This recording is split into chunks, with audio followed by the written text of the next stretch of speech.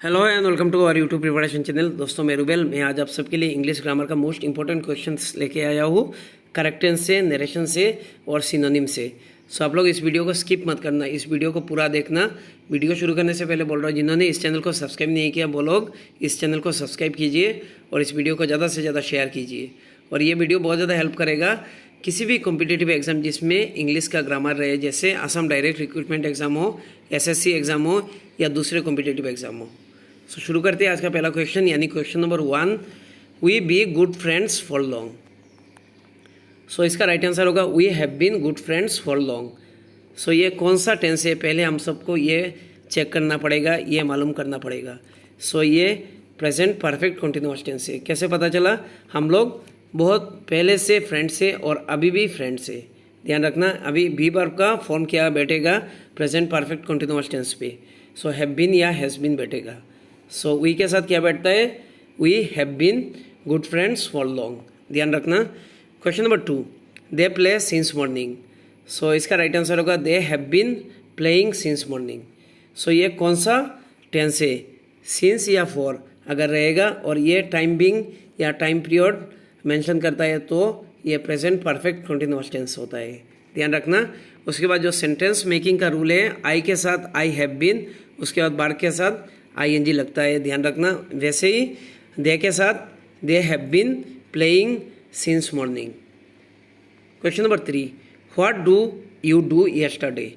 Yesterday रहने से simple past या पास्ट इंडिफिनिट टेंस होता है। ध्यान रखना।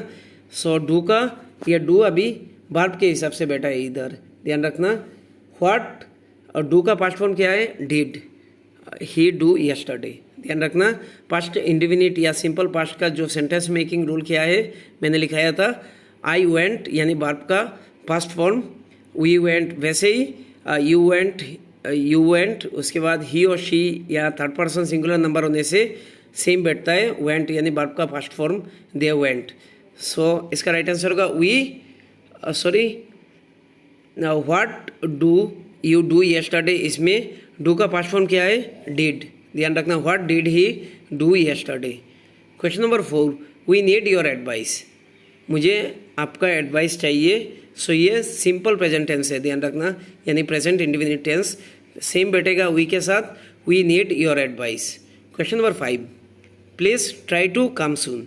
ये भी सिंपल प्रेजेंट टेंस है, please try to come soon same बैठेगा।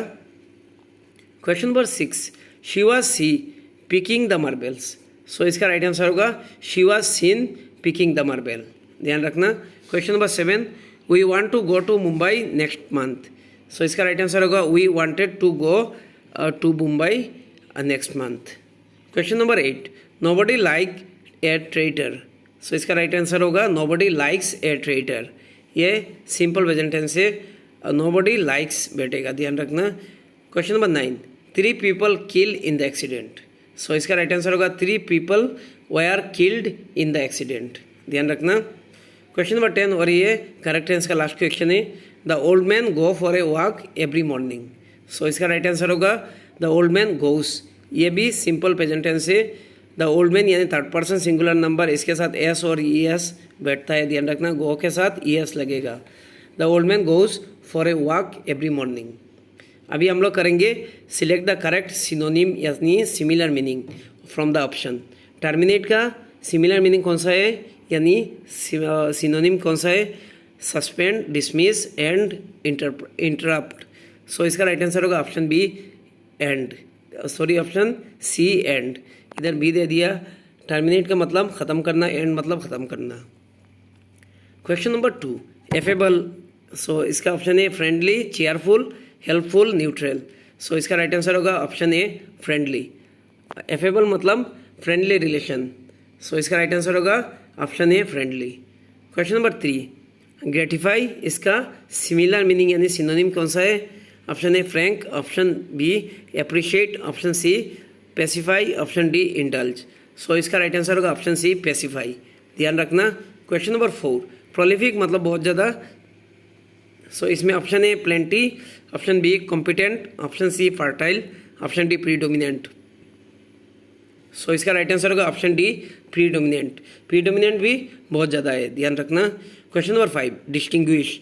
डिस्टिंग्विश का सिमिलर मीनिंग, सो चारों ऑप्शन में राइट आंसर है option C, differentiate. Question number 6, rebate.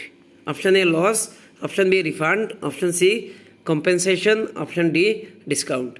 सो इसका राइट आंसर होगा option D, discount. Question number 7, infrequent मतलब फ्रीक्वेंटली नहीं होता है। So option A never, option B usual, option C rare, option D sometimes. So इसका right answer होगा option D, sometimes. Question number 8, wrath. WRATH। Option A jealousy, option B hatred, option C anger, option D violence. So इसका right answer होगा option C, anger, ध्यान रखना। Question number 9, affluent. इसका भी similar meaning, so इसका right answer होगा option ए, prosperous. Prosperous मतलब तो उसका मतलब सिचुएशन अच्छा हो या किसी भी चीज़ प्रॉस्पर करे।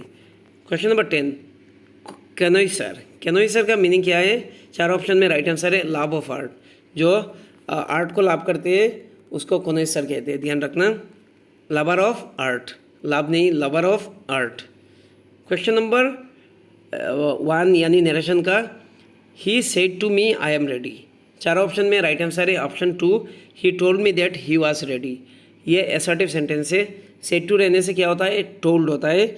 उसके बाद टोल्ड मी, उसके बाद जो दैट बैठता है, ध्यान रखना, ये मैंने अपने रूल पे लिखाया था दैट। उसके बाद आई चेंज होगा, सो इसका चेंज होके क्या होगा? He was. ये मतलब प्रेजेंट फॉर्म होने से पास्ट फॉर्म होता है। एम बदल के क्या हुआ? वाज हुआ। कैसे? प्रोनाउन ही के साथ वाज हुआ। अभी इधर दे रहता तो वायर होता, ध्यान रखना।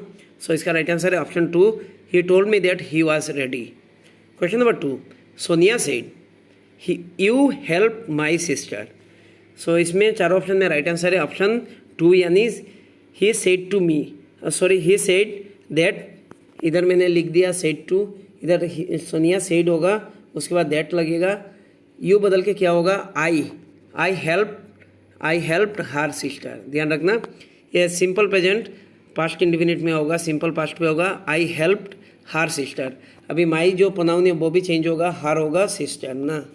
Question number 3, they said we cannot live without oxygen. So ये भी असर्टिव सेंटेंस है। सो इसका राइट आंसर होगा they said that we cannot live without oxygen.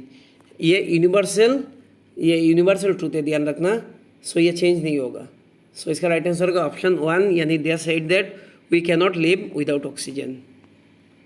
Question number 4, Rahul said to me we are mortal. ये भी यूनिवर्सल ट्रूथ मतलब sentence है। Rahul said to me, said to इधर टोल्ड होगा और सेड टू मी लिखने से भी गलत नहीं होगा।